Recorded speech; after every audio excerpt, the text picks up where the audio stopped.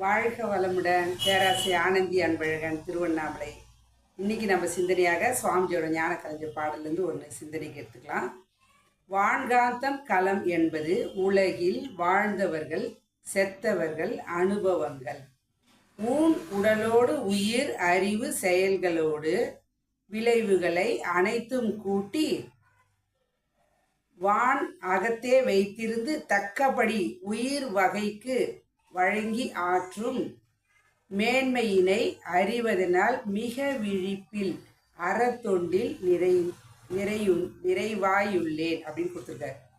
அதாவது வான்காந்த களம் என்பது, வான்காந்தம்னா என்ன? இப்போ நான் பேசுகிறேன், பதிவு பண்ணுறேன்னா இது அங்கே அது வாங்கி உள்ளே வச்சுக்கிட்டு பாருங்க. இங்கே எல்லாம் நீக்க மாதிரி இருக்குது, எல்லாமே வான்காந்தம் தான். இங்கே காந்த சக்தி வெளியே இருக்கிறது வான்காந்தம், நம்ம உடம்புக்குள்ளே இருக்கிறது ஜீவகாந்தம். அப்போ வெளியே இருக்கக்கூடிய வான்காந்தம் என்ன பண்ணுது? இப்போ நம்ம பேசுகிறோம் அப்படின்னா அதை பதிவு பண்ணி வச்சுக்குது. இப்போ இதுலேருந்து நம்ம ஏதாவது செல்ஃபோனில் இது கேட்குறோம், இல்லை மற்றவங்க யாராவது பேசுறது கேட்குறோம் அப்படின்னா அது வாங்கிட்டு நம்மக்கிட்ட கொடுக்குது. கண்கள் மூலியமாக பார்ப்பதும், முகர்வதும், சுவையின் மூலமாக, பேசுவதன் மூலமாக, கேட்பதன் மூலமாக, உணர்த்துவது எல்லாமே காந்தம். அப்போ வான்காந்தம் அப்படின்னா பிரபஞ்சம் முழுவதும் எல்லா இடத்துலையும் நிரம்பி இருப்பது வான்காந்த களம் என்பது உலகில் வாழ்ந்தவர்கள் இது காலம் தோன்றிய ஐந்தறிவு படைத்த விலங்கின வரை பதிவுகள் கிடையாது. ஏன்னா அது தெரிந்து செய்வதில்லை, தெரியாமல் செய்கிறது, அதனால் அதுக்கு பதிவு கிடையாது. ஆனால் செத்தவர்கள் அனுபவங்கள், ஏற்கனவே வாழ்ந்தாங்க இல்லைங்களா, அந்த இறந்த ஆன்மாக்களின் அனுபவங்கள் என்ன ஆகுதுங்க? ஊன் உடல் உயிர் அறிவு செயல்களோடு. இப்போ நாம் இதை செய்கிற செயலோ, இன்னும் இந்த உடலாலேயோ, இல்லை இந்த உயிர், இல்லை அறிவு, நம்ம செய்கிற செயல் அனைத்தும் பார்த்தீங்க அப்படின்னா என்ன ஆகுதுங்க? விளைவுகளை அனைத்தும் கூட்டி.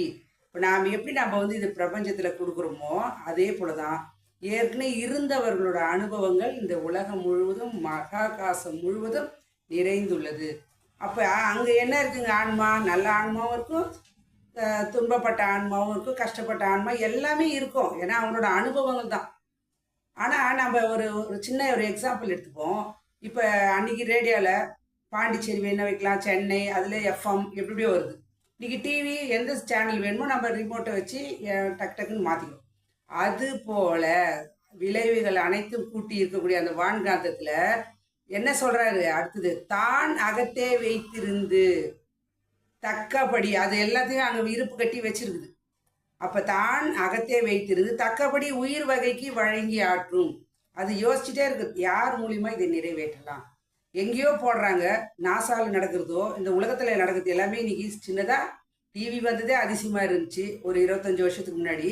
ஆனால் இன்னைக்கு செல்ஃபோன்லேயே நம்ம சினிமா பார்க்குறோம். அப்போ 50 வருஷத்துக்கு முன்னாடி பெரிய தியேட்டருக்கு போகிறதுக்கு பெரிய அதிசயம். தியேட்டர் இல்லாத காலமும் வாழ்ந்துருக்காங்க. அப்போ இதெல்லாம் நடத்தியது. அது போல் ஏற்கனவே வாழ்ந்த அனுபவங்கள் இருக்கக்கூடிய அந்த ஆற்றல்கள் எல்லாமே வைத்திருக்கிறது. அகத்தே வைத்திருந்து என்ன பண்ணுங்க? யார்கிட்ட எப்போ கொடுக்கலாம், எந்த உயிர் எந்த ஆன்மா இருக்குது, அவங்கக்கிட்ட போய் சேர்ந்தா நம்ம நினச்சதெல்லாம் நடக்கும் அப்படின்றது. அது நல்ல ஆன்மாவாக இருக்கட்டும், இல்லை துன்பப்பட்ட ஆன்மா, கெடுதல் ஆன்மாவாக இருக்கட்டும், எதுவுமே அது தக்கப்படி தான் வாழ்க்கை அதோடைய எண்ணப்படி தான் கொடுத்துட்டே இருக்கும். அப்போ நாம் என்ன பண்ணுங்க? மேன்மையினை அறிவதனால் அது கொடுக்கக்கூடிய தன்மை. இப்போ நம்மளோட ஆற்றல், இப்போ நான் நினச்சிட்டு இருக்கேன், இப்போ நீங்கள் இப்போ கேட்குறவங்க நினைக்கிறீங்க, சில பேர் நினைப்பாங்க. ஒரு சின்ன ஒரு விஷயம் வீட்டில் பார்த்தீங்க அப்படின்னா, குழந்தைங்க ஓடுது அப்படின்னா அந்த கண்ணாடி பாட்டில் உடச்சிருமோ அப்படின்னா உடச்சிருவோம். ஏன்னா நம்ம நினைக்கிறதுக்கு முன்னாடி நம்ம என்ன ஆற்றல் அங்கே போய் அந்த குழந்தைய அடிச்சிடும். ஆனால் நம்ம என்ன பண்ணுறோம்? இப்போ என்ன நினைக்கணும்னா, வாழ்க்கை ஒன்று அந்த குழந்தை அந்த கண்ணாடி, ஏன்னா அதை தொடர்றதால அதுக்கு துன்பம், மற்றவங்களுக்கு கஷ்டம்.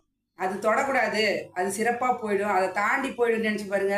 மாடு, சுவாமி சொல்லுவார், மாடு முட்டிடுமோ அப்படின்னா மாடு முட்டை தான் செய்யும். ஏன்னா நம்ம எண்ணெய் அலைகள் நமக்கு முன்னாடி வான்காந்தத்தில் போய் அந்த காந்தத்தில் கலந்து அதுலேருந்து நம்மக்கிட்ட வருது. அப்போ எவ்வளோ ஒரு சிறப்பான ஆற்றல், இறையாற்றல் காந்த களமாக இருந்து இயங்கிட்டுது. அப்போ மேன்மையினே அறிந்ததினால் நாம் என்ன பண்ணுங்க? பிறவி எடுத்ததே இறைநிலை உணர்வு பெறுவதற்காக. அப்போ என்ன பண்ணுங்க? மிக விழிப்பு எப்படி வரும்? தியானம் தான். தவம் தான். தவத்தால் இன்றி வேற எதையுமே பெற முடியாது. அப்போ தவத்தால் மிக விழிப்பில் அறத்தொண்டில், இது யாருக்காக எழுதியிருக்காரு? சுவாமிஜிக்காக எழுதியிருக்காரு. ஆனால் அது நமக்கும் சால பொருந்தும்.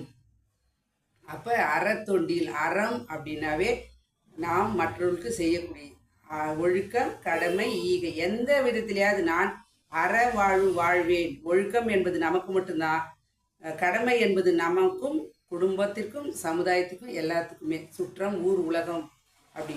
அப்போ ஈகை என்பது பிறருக்கு மட்டும்தான், குடும்பத்திற்கு இல்லை. உலகத்தொண்டு, மக்கள் தொண்டே மகேசன் தொண்டுன்னுவாங்க. அந்த விதத்தில் நம்ம சிறப்பாக வாழணும். நிறைவாய் உள்ளேன்னு சுவாமி சொல்கிறார். அறத்தொண்டில் நிறைவாய் உள்ளேன். நீங்கள் நம்ம எதுவும் செய்ய முடிஞ்சால் உடல் அளவில், இல்லை பணத்தால், தொண்டால், பதவியால், இறைவன் நமக்கு எதை கொடுத்துருக்கிறானோ அதை நாம் மற்றவர்கள் செய்தாவே போதும்.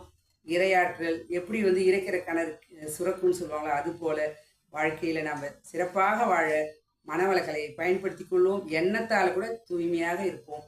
எண்ணத்தை எந்த அளவுக்கு நம்ம தூய்மையாக வைத்துக் கொள்வோமோ அந்த அளவுக்கு நாம் வாழ்க்கை சிறப்பாக வாழ்வோம் என்று சொல்லி அற்புதமான வாய்ப்பை அளித்த இறைநிலைக்கும் குருவர்களுக்கும் இதுகாலம் செவிமெடுத்த அனைத்து நல் அன்பு உள்ளங்களுக்கும் நன்றி நன்றி நன்றி. மீண்டும் ஒரு கவிதையோடு சந்திப்போம், சிந்திப்போம். வாழ்க வளமுடன்.